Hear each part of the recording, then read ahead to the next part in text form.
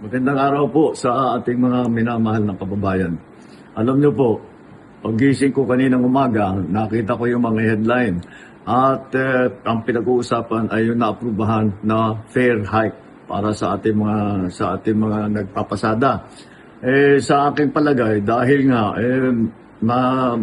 may problema pa rin tayo dahil sa gera sa Middle East, ay sabi ko siguro hindi ito ang panahon para magtaas ng pamasahe para sa ating mga kababayan.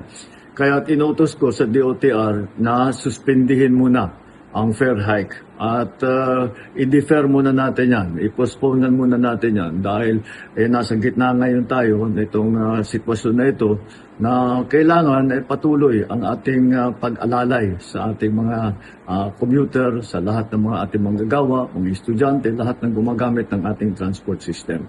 Huwag po mag-alala ang ating mga transport workers dahil mamadaliin po namin, dadagdagan po namin ang suporta sa inyo para naman ay hindi kayo masyadong mahirapan. Ang DOTR ay pinutusan ko na sisimula na ang libreng sakay sa buong Pilipinas.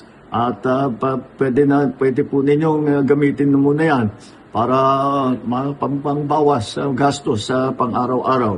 At sa MRT at LRT ay magdidiskwento po tayo doon sa pamasahe. Bukod pa doon, sa mga toll road ay meron din tayong inutos na diskwento para mas maliit na ngayon ang bayad ng taong bayan sa paggamit ng mga toll road. Kahit na may malaking gulo na nangyayari, ay ang aming hangarin ay basta't kaunti lang ang mararamdaman o sana man, kung kaya namin gawin, sana walang mararamdaman ng ating taong bayan sa kanilang araw-araw na pagtrabaho, sa ating mga estudyante na araw-araw pumapasok. Alahanin niyo po ninyo na ang inyong pamahalaan ay laging nandito. Lagi kaming nag-iisip ng panibagong paraan upang matiyak na ang inyong pamumuhay ay normal, maayos at ligtas. Maraming salamat po. Magandang araw po.